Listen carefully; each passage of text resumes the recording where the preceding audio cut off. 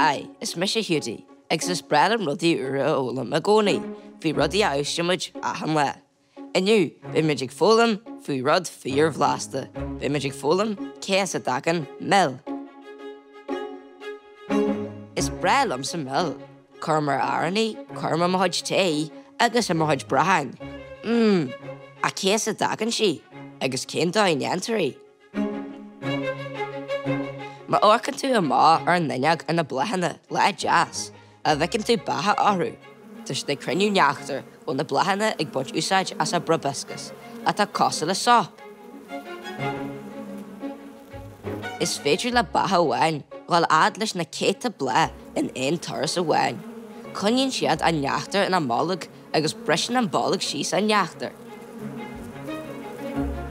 Nuair bhí na málaga ní lein, Itslí na batha arás go dtí an chearcog. Dáirtíonn siad a neachtar is just na cír mála hexagán sin. An sin agus a ghear bhela lein, bualan an bha ascichan is cin na cír mála leis an neachtar fio a chromú rudbug.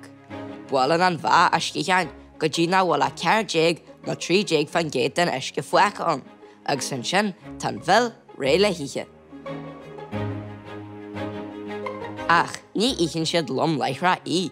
Clúdaíonn siad an chéar bhela le céir bha a hagan na bhálag na bithe fásta, le go mé siad ebalta í a iche nuair tan na blahanna ag fá weis ar riche an dheimhrí.